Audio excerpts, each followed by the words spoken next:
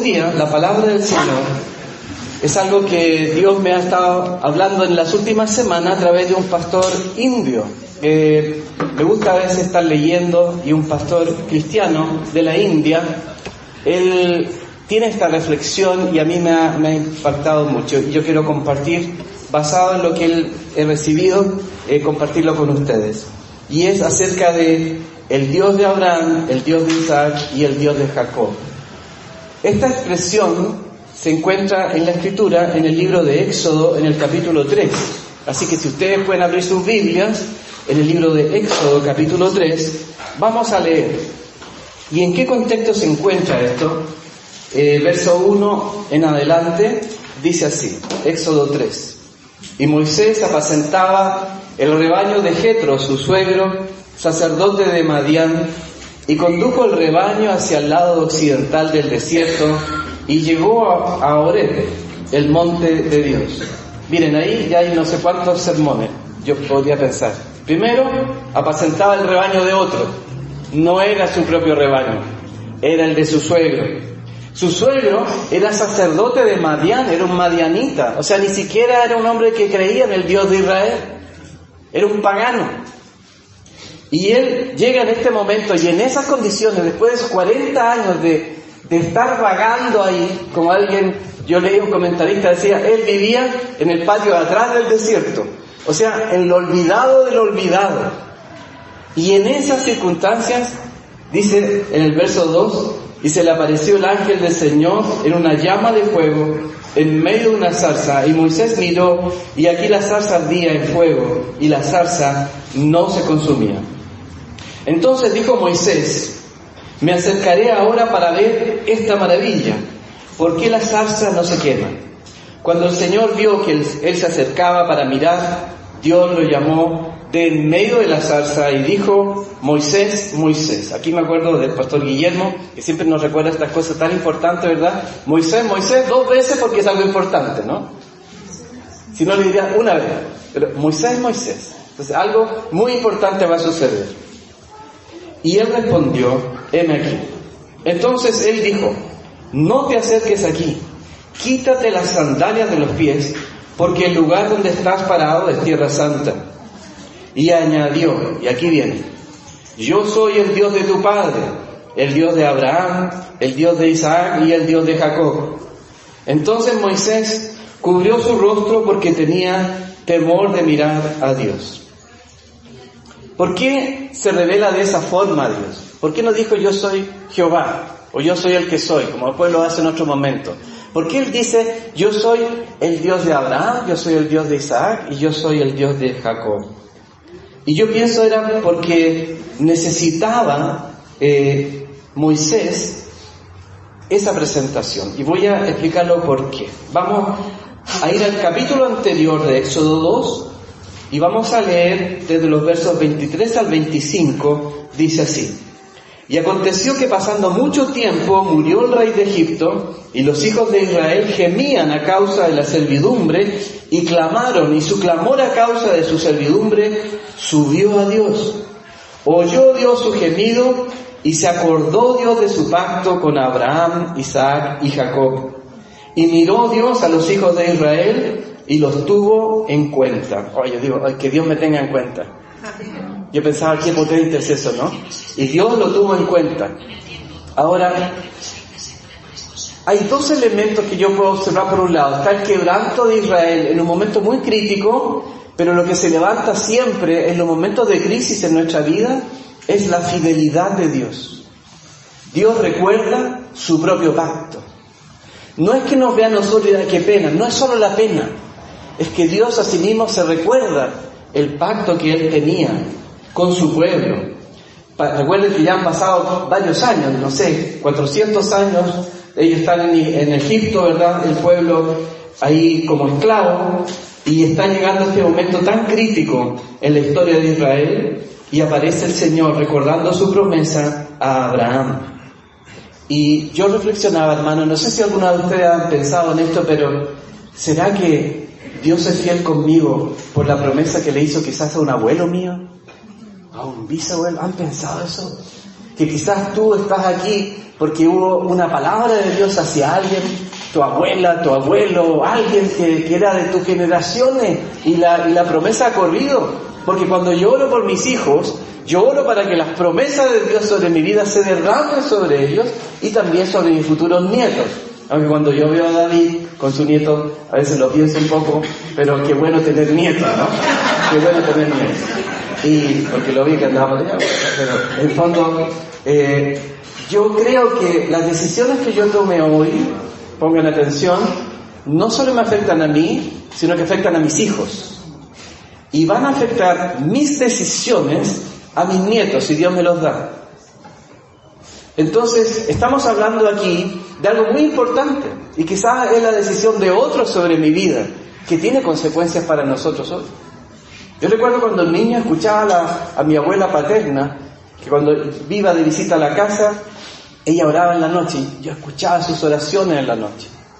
¿Por qué oraba? Ni idea, pero quizás estaba yo en la lista, no tengo idea.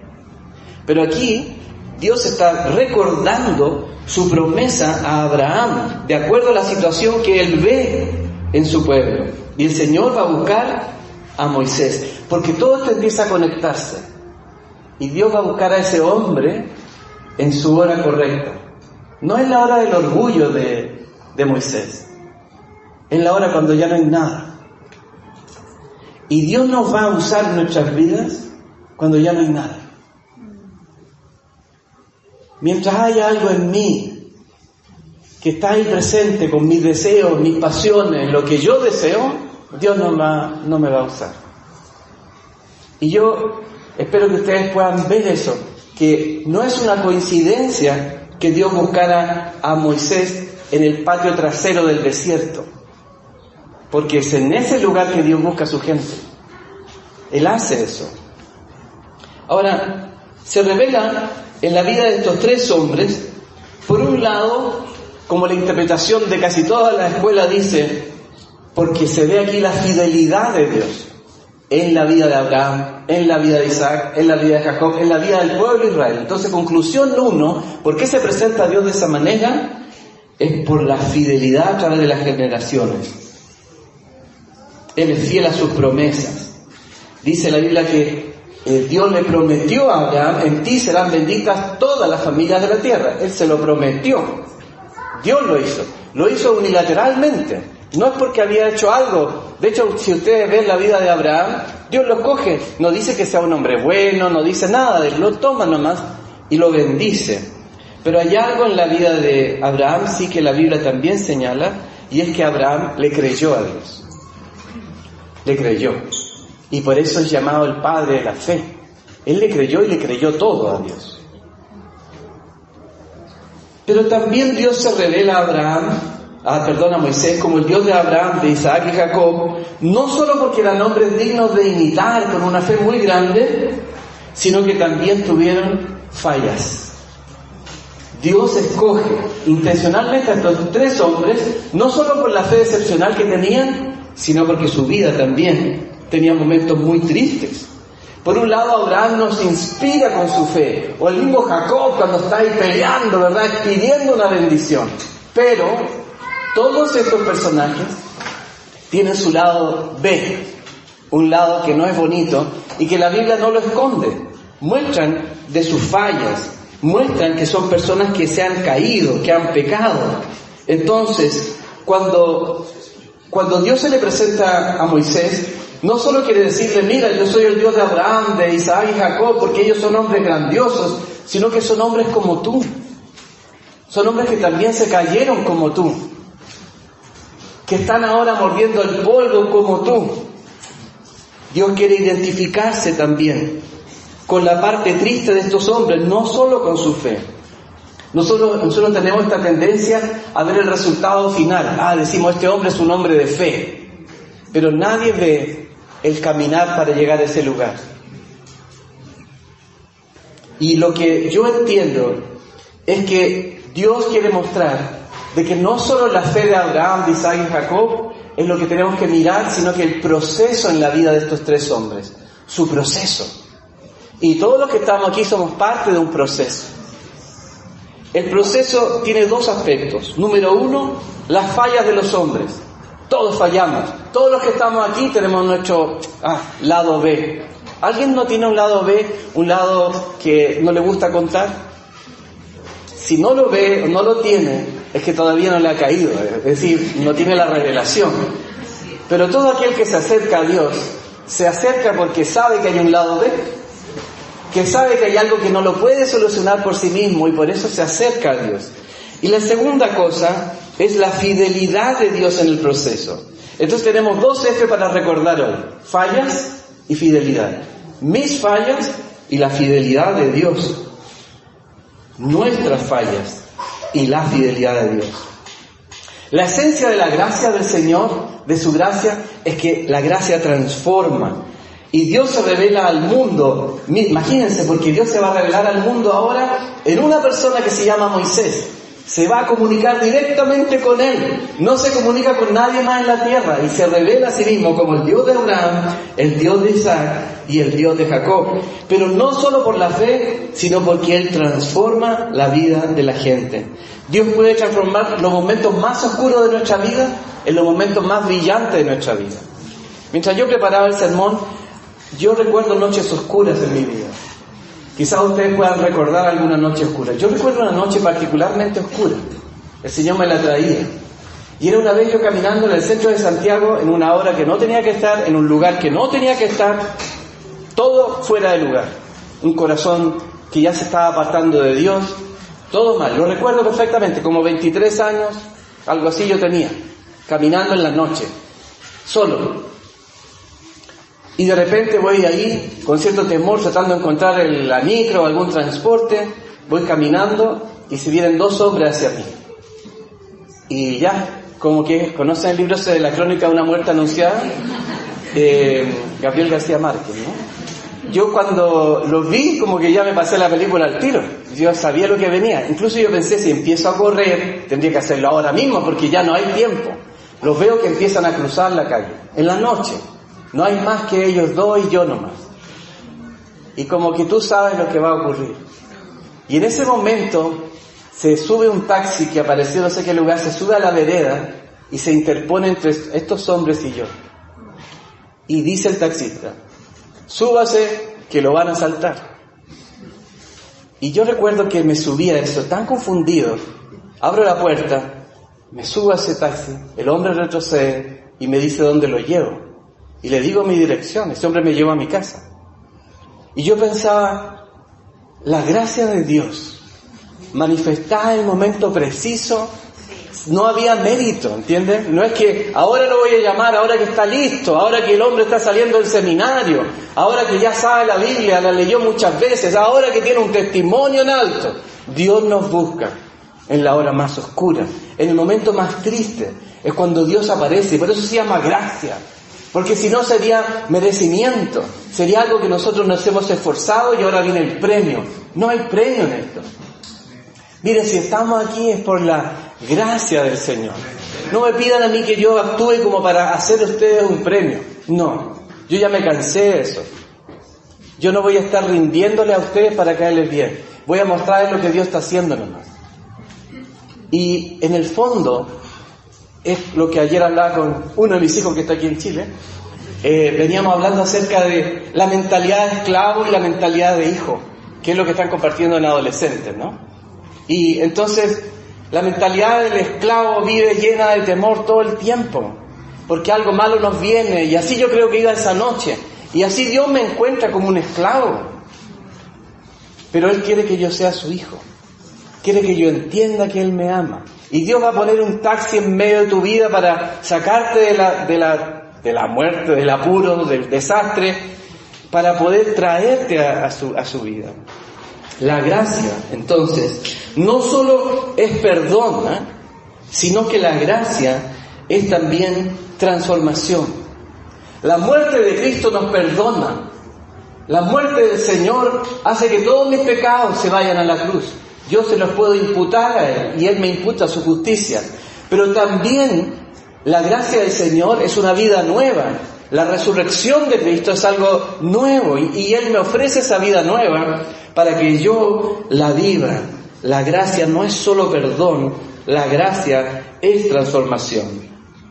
¿Y qué cosas nosotros tenemos que ver en esta transformación? Número 1, ver nuestro pecado. Tenemos que ver nuestro pecado en este cuento. Hay gente que no se da cuenta de su pecado. Y Dios viene y nos muestra el pecado. Algunos nos damos cuenta que tenemos mucho pecado. ¿Y qué hacemos con esto? Tenemos que ir hacia el Señor. Solamente hay una respuesta para ti y para mí frente a nuestro pecado, y es la gracia de Dios. ¿Qué hacemos con el pecado si no entregárselo a Dios? Es un problema tan grande.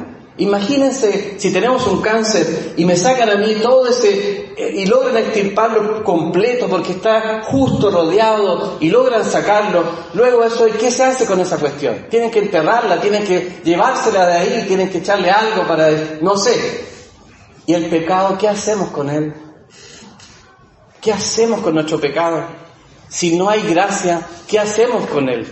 Llevarlo a la cruz nomás.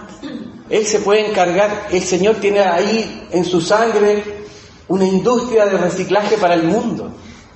Él puede con su sangre limpiarnos. Pero la segunda cosa de un proceso es mirar a Jesús entonces. Ver a Jesús que muere y que resucita. La primera cosa de todo proceso, como la vida de Abraham, de Isaac y de Jacob, es darnos cuenta que somos pecadores, pero a la vez ver al Señor, ver a Cristo y ver lo que Él ha hecho por nosotros. Y luego tomar eso.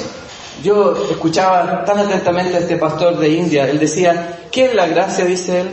Y decía, es el Padre que le dice al Hijo, a Jesús, quiero que mueras por este mundo.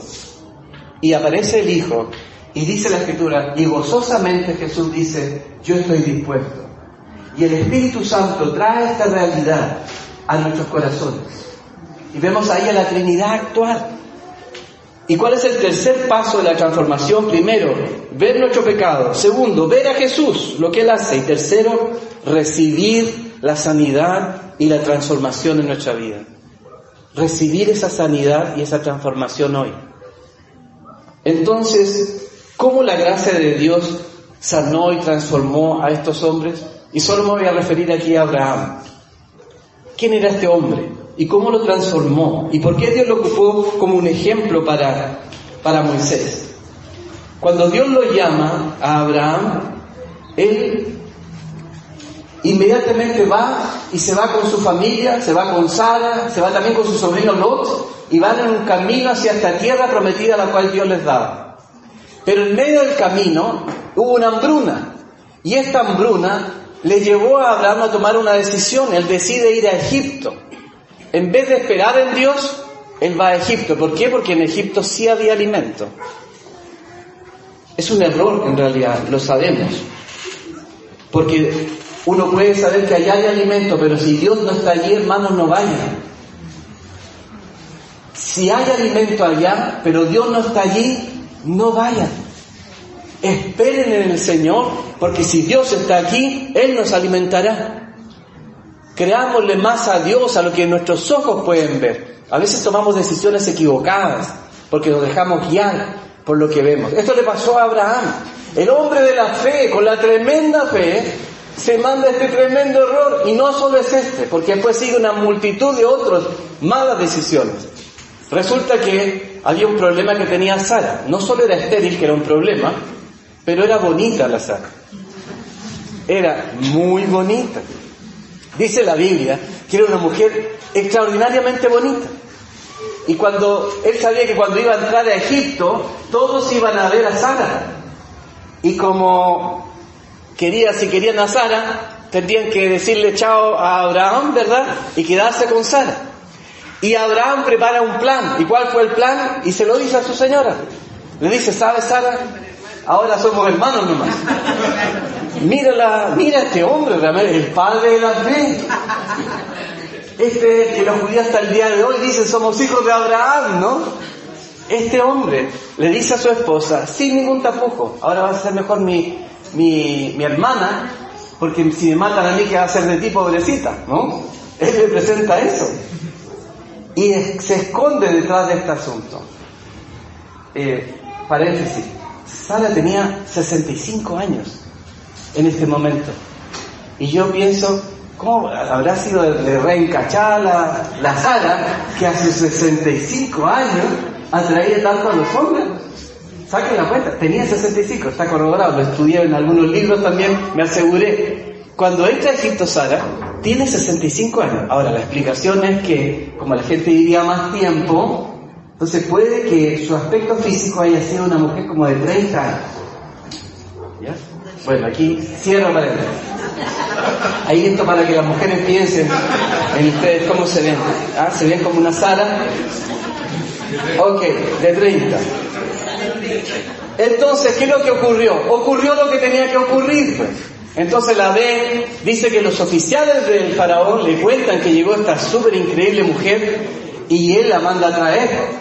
Y cuando la trae al hermano, le ofrece a Abraham un montón de cosas. Riqueza, vacas, ganado. Y Abraham se va feliz con sus cosas y deja a su esposa con el faraón. Este es Abraham. No quiero avergonzar a Abraham, solo quiero decir lo que la Biblia nos dice. ¿Y por qué lo dice? ¿Saben, hermanos? Porque lo necesitamos. Necesitamos que la historia esté completa. Necesitamos que nos muestren los dos lados. Y entonces dice que se va a Sara para allá, y cuando el faraón quiso concretar sus intenciones, plagas sobre Egipto. Y se da cuenta que es producto de esto. ¿Cómo llega? Dios se le revela al faraón, ¿verdad? Y le muestra que esta mujer está casada. Y yo digo, ¿cómo habrá sido tan potente esto que el faraón manda a llamar a Abraham, le llama la atención de por qué hizo eso y le dice que se vaya, pero lo mandó lleno de riqueza igual? O sea que se va con su esposa, que no se la han tocado, vuelve a ser su esposa, y se va ahora de Egipto, pero con más riqueza todavía. Ya era un hombre rico. Y Dios, pese a como él lo había hecho. Más adelante, esto aparece en Génesis 12, cuando aparece esta situación, Génesis 12. Los primeros 3 versículos, la bendición sobre Abraham. Aquí será bendita toda la nación en la tierra, luego viene el viaje, y viene la bajada de Egipto, y todo lo que sucedió. Y luego viene en Génesis 13, que si uno se mete en la mitad del capítulo, está la historia de él con su sobrino Lot. Y aquí viene lo raro de esta historia, porque ahora el mismo Abraham está con su sobrino Lot, y eran tan poderosos ambos en la cantidad de ganado, de sirvientes y todo lo que tenían, eran tan potentes los dos, que la tierra no era suficiente para ellos. Entonces tienen que dividirse, porque había problemas entre sus subalternos. ¿Y sabe lo que hace Abraham? El mismo Abraham, ¿qué le dice? Escoge tú. ¿Cómo es que un hombre que había sido tan cobarde y tan codicioso, ¿verdad? Como lo muestra unos versículos más atrás, ahora le dice a él, escoge tú, ¿no? Donde tú vayas, yo voy en la otra dirección. ¿Y cómo ocurre esa transformación? Yo les voy a pedir que abran sus Biblias en el libro de Génesis, en el capítulo, la historia completa está del capítulo 12, la entrada a Egipto está capítulo 12, verso 10, todo lo que sucedió, y luego en el capítulo 13 dice acerca de qué fue lo que viene después de Egipto. Dice así: subió pues Abraham de Egipto al Negev, él y su mujer, con todo lo que poseía, y con él Lot. Y Abraham era muy rico en ganado, en plata y en oro. Y anduvo en su jornada desde el Negev hasta Betel, al lugar de su tienda, donde su tienda había estado al principio, entre Betel y Jai, al lugar del altar que antes había hecho allí. Y allí Abraham invocó el nombre del Señor. ¿Qué fue lo que pasó en la vida de Abraham? Algo pasó entre medio de las dos historias, y esto es lo que sucedió. Volvió a buscar a Dios. Entre medio de la historia de Sara, que la hace pasar por su hermana, y la historia con su sobrino Lot y su tremenda generosidad, el cambio lo podemos explicar porque Abraham fue transformado. De esta experiencia tan terrible, él busca a Dios otra vez y empieza a adorarlo. No solo encontró perdón en Dios, sino que su corazón empieza a destilar nuevamente adoración. La explicación está en que él invocó el nombre del Señor. Abraham otra vez adorando. Dios no solo perdonó a Abraham por sus pecados en Egipto, sino que lo transformó en un hombre mejor, en un hombre más maduro, un hombre con otra visión. El codicioso Abraham es ahora el generoso Abraham. ¿Cómo nos transforma la gracia de Dios? Y con esto voy a terminar. Primero, la transformación es un proceso lento y desordenado. ¿Lograron captar eso?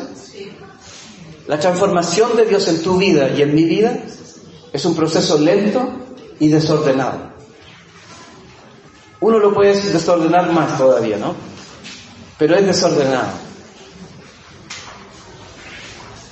Proceso en el cual Dios nunca se rinde, pero es un proceso. Por eso tenemos que desechar la idea de que, ahora ya soy nuevo y ahora todo comienza desde cero. Nosotros tenemos la tendencia a hacer eso, ¿no?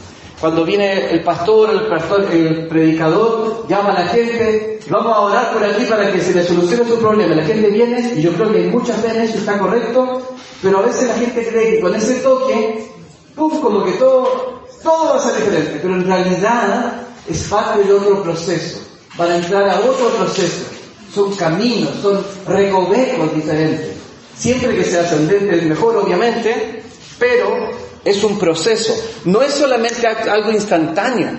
Si fuera algo instantáneo, el día en que yo me convertí hace 40 años, ya yo estaría en la nube, hermano, no estaría con ustedes.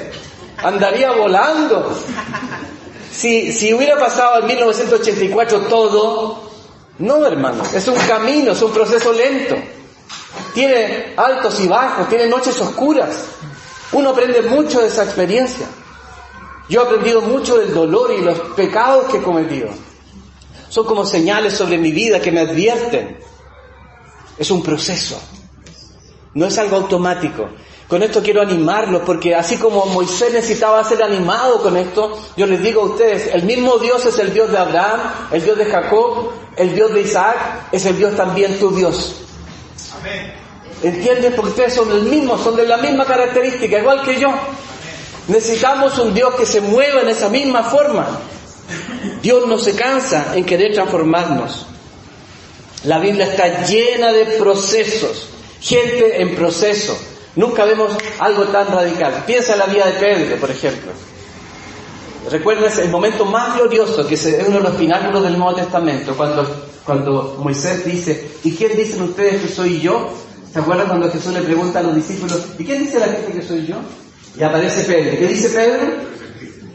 Tú eres el Cristo. O sea, nadie lo había dicho antes. El que había reconocido al Mesías, ¿saben quién fue? Pedro. Pedro reconoció al Mesías. Pedro fue el primero en darse cuenta delante de quién estaba. Pedro fue. Pero a los versículos siguientes, cuando el Señor dice, ahora tengo que ir a la cruz, ¿qué dice Pedro? No te acontezca, incluso daría mi vida, dijo, daría mi vida, ¿verdad? Por ti, moriría por ti. ¿Y qué le dice el Señor? Apártate de mí, Satanás, el mismo que estaba aquí. El que estaba en el pináculo, ahora está ahí abajo. El mismo dijo que daría su vida, después lo niega 3 veces. Y no obstante eso, el Señor lo buscó y lo llamó. Porque es parte de un proceso. La gracia es eso, hermano. La gracia es eso. La gracia no es algo instantáneo, porque Dios sabe de lo que estamos hechos. Segunda cosa, lo primero entonces es un proceso lento y desordenado. Así que su vida es un poco lenta y desordenada, bienvenido al club. No se sientan mal por eso. Lento y desordenado. Ahora, yo, ¿qué diría frente a esto? Bueno, lo segundo. No debemos subestimar el pecado. No subestimen el pecado. Subestimar significa que es considerarlo menos. Es cuando alguien dice, no, si este pollo más tarde lo voy a arreglar. Yo después voy a parar este pecado, voy a estar con este pecado un tiempo y de aquí a un año paro. No, si un pecadillo que no más que yo tengo, pero lo puedo dejar en cualquier momento. Cuando nosotros subestimamos el pecado, el diablo va a hacer lo que quiere con nosotros. Entonces tómense en serio el pecado. Pero hay una segunda advertencia. no sobreestimen el pecado. Porque algunos sobreestiman el pecado y dicen, no, este pecado Dios nunca me lo va a perdonar. Y Dios jamás, incluso ni Dios puede encargarse de mi pecado. Eso es sobreestimar el pecado. Entonces no lo subestimen, pero tampoco lo sobreestimen. Y tercer elemento, la gracia triunfará sobre el pecado. La gracia triunfa sobre el pecado. Solo un regalo para terminar, que a mí es para el próximo sermón, si es que el Señor lo permite. Les quiero leer algunos textos maravillosos de este hombre Abraham. Gálatas 3:8, en el Nuevo Testamento, Gálatas 3:8 dice: y la Escritura, previendo que Dios justificaría a los gentiles por la fe, anunció de antemano las buenas nuevas a Abraham. A Abraham se le predicó el Evangelio, hermanos, aquí aparece en la Biblia. Se le predicó el Evangelio antes que la ley. En ti serán benditas todas las naciones. El Evangelio, ¿a qué nos lleva? A todas las naciones. A Abraham se le predicó el Evangelio. Juan 8:56, sigamos con este hilo, solo para que ustedes lo reflexionen. Juan 8:56, vuestro padre Abraham se regocijó, esperando ver mi día, y lo vio y se alegró. Abraham vio a nuestro Señor, vio el día de la gracia, vio la cruz, vio a nuestro Señor resucitado, hermano. Increíble. Y Gálatas 3:17, lo que digo es esto: la ley que vino 430 años más tarde de esta promesa que Dios le hizo a Abraham, no invalida un pacto ratificado anteriormente por Dios como para anular la promesa. Concluimos con esto, que la gracia ha estado presente siempre. Siempre ha estado presente su gracia a lo largo de la historia de nuestra humanidad. La ley vino para tratarnos como niños, dice la Biblia. Como un niñito a quien hay que darle una palmada en el trasero, ¿verdad? Y la ley es como eso, como un tutor, como un ayudante que te quiere llevar a la gracia. Y lo que hace la gracia, nos trata como adultos. La gracia me trata como adulto, donde yo tengo libertad para seguirlo, libertad para amarlo y libertad para ser responsable. Hermanos, ustedes tienen un Dios maravilloso. Es el Dios de Abraham, es el Dios de Isaac y es el Dios de Jacob.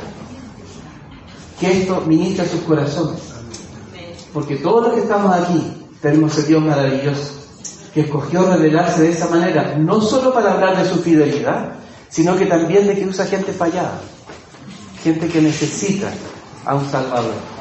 ¿Amén? Vamos a orar y vamos a terminar. Padre, gracias, Señor, por tu palabra. Te pido que no vuelva vacía como nunca lo ha hecho, Señor. Te pido que en cada uno de nuestros corazones podamos tomar una porción, la porción que tú tenías para mí. Y oro, Señor, para que tú nos enseñes, Señor, a vivir en tu gracia, a dimensionarla, Señor.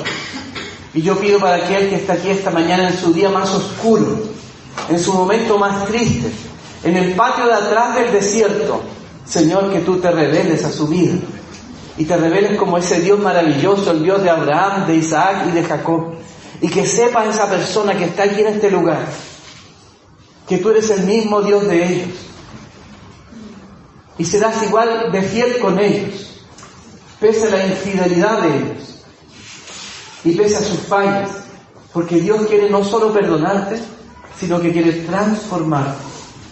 Y oro para que todos los que estamos aquí podamos experimentar eso, tu perdón, pero también tu transformación, de tal forma que así como el Abraham generoso fue producto de un encuentro, de un dolor, así también nosotros seamos transformados por medio de tu Espíritu Santo.